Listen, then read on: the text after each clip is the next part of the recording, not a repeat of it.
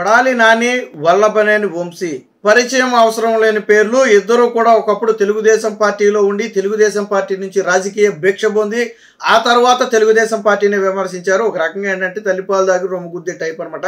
సరే, అది అందరికీ తెలిసిన కథే.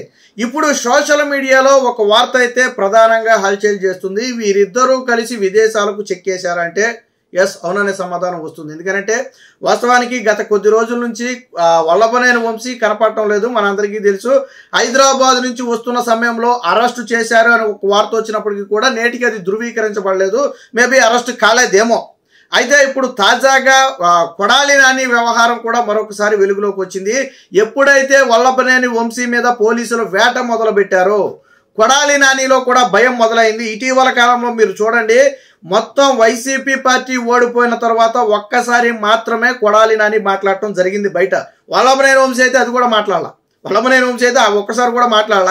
కొడాలి నాని మాత్రం ఒకసారి మాట్లాడాడు. మరి గతంలో చేమ చిటుక్కుమంటే వచ్చి మీడియా ముందు ఇష్టం వచ్చినట్టు మాట్లాడే కొడాలి నాని, వల్లభనేని వంశీ ఇద్దరు కూడా ఈ రోజు వరకు ఎందుకు నోరు విప్పలేదు అంటే వాళ్ళలో భయం మొదలైంది. నాడు అధికారాన్ని అడ్డం పెట్టుకుని వాళ్ళు చేసినటువంటి అరాచకాలు ఒక్కొక్కటిగా బయటికి తీసే ప్రయత్నం జరుగుతుంది.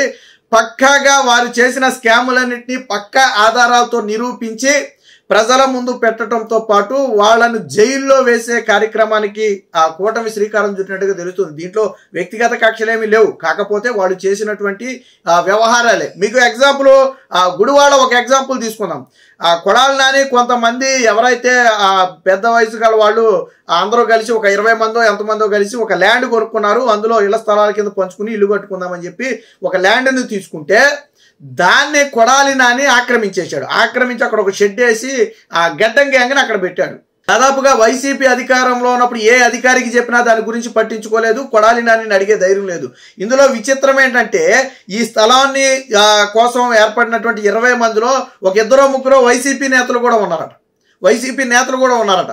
వాళ్ళు ఏం చేశారంటే, సరే వాళ్ళ అవసరాల రీత్యా కనీసం మా స్థలాన్ని వదిలేస్తే మేము అమ్మేసుకుని వెళ్ళిపోతాం, మాకు అవసరాలు ఉన్నాయి, పిల్లలు పెళ్లి చేయాలి, చదివించుకోవాలని చెప్తే తులమో పలవో నేనే ఇస్తాను, వదిలేసి వెళ్ళిపోండి అని చెప్పాడంట. కానీ ఆ స్థలాన్ని మాత్రం వదలన్నాడట అమ్ముకోవటానికి. ఫర్ ఎగ్జాంపుల్ ఒక 50 లక్షలు పెట్టి కొన్నారనుకోండి ల్యాండ్, ఒక 5 లక్షలు ఇస్తాం, మీకు కావాలంటే తీసుకోండి, లేకపోతే లేదు, లేదా వదిలేసి వెళ్ళిపోండి అంతే అందరితో పాటు.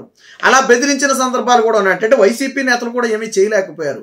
బట్ కూటమి ప్రభుత్వం గెలిచిన వారం రోజుల్లోనే, ఇంకా ఎవరు ప్రమాణ స్వీకారాలు చేయలేదు, బాధ్యతలు కూడా చేపట్టక ముందే ఎవరైతే ఈ స్థలాలు కొనుక్కున్న వాళ్ళు ఉన్నారో వాళ్ళే స్వయంగా ఒక జేసీబీని తీసుకెళ్లి మొత్తం కూల్చేసి మొత్తాన్ని తిరిగి స్వాధీనం చేసుకుని ఇప్పుడు ఎవరి భూమి వాళ్ళు ఎవరి ఇళ్ల స్థలాన్ని వాళ్ళైతే తీసేసుకోవడం జరిగింది.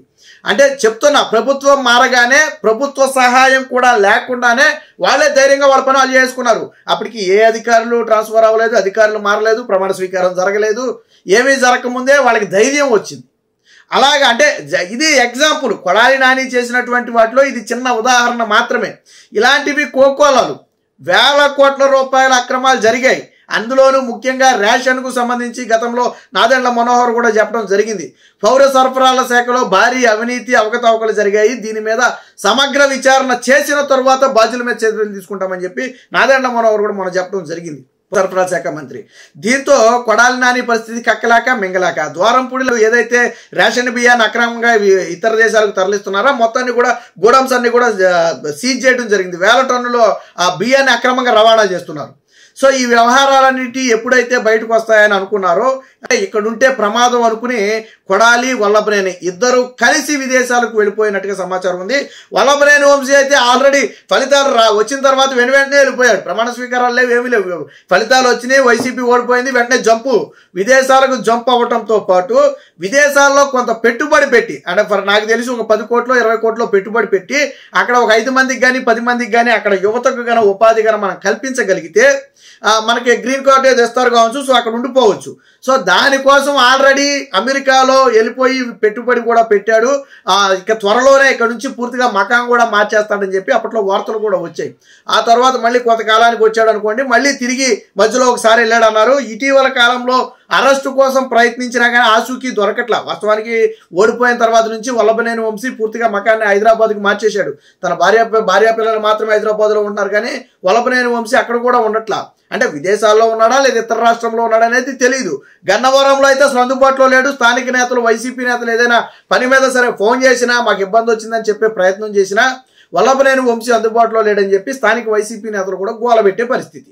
సో ఇలాంటి క్రమంలో వీరిద్దరూ కలిసి అంటే అరెస్టు చేస్తారనే భయంతో వెళ్ళారా, లేదా విదేశాలకు వెళ్ళిపోయి ఏదన్నా మాస్టర్ ప్లాన్ అమలు చేయడానికి వెళ్ళారా, లేదా వల్లభనేని వంశీ లాగానే కొడాలి నాని కూడా ఒక 10 కోట్లు 20 కోట్లు ఆ రాష్ట్రాల్లో పెట్టుబడి పెట్టేసి పోదామని చెప్పి ఏదన్నా ప్లాన్ చేశారో తెలియదు. కానీ మొత్తానికి కూటమి ప్రభుత్వం దెబ్బతో వీరిద్దరూ రాష్ట్రం వదిలి పరారట్టుగా అయితే తెలుస్తుంది. బేసిక్ గా ఆ దేశం దాటి వెళ్ళిపోయారేమోననేది ప్రధానంగా వినిపిస్తున్నట్టు వాదన. పోనీ ఇక్కడ ఉన్నారని కానీ ఇక్కడ లేరని కానీ ఆ వైసీపీ నేతలు కూడా ఎవరు దీనికి సమాధానం చెప్పట్లా. ఎందుకనంటే ఇగో ఈ నేత ఇక్కడ ఉన్నాడు అని చెప్తే కనీసం తెలుస్తుంది. నిన్న మొన్న ఎవరో పేరుని నాని మాట్లాడారు, కొడాలి నాని వాళ్ళ పేరెంట్స్ కి ఎవరికో బాగోపోతే ఆయన తిరుగుతున్నాడు, దాని మీద కూటమి దుష్ప్రచారం చేస్తుందని చెప్పారు తప్ప ఆయన తిరుగుతున్నాడా అనేది ఎక్కడా కనపడలా. ఒకప్పుడు మీడియా కంట పడకుండా మీడియాని పిలిచి మరీ మాట్లాడేళ్ళే కొడాలి నాని ఈ రోజు మీడియా కంట పడకుండా ఎందుకు తప్పించుకు తిరుగుతున్నాడో ఆయనకే తెలియాల.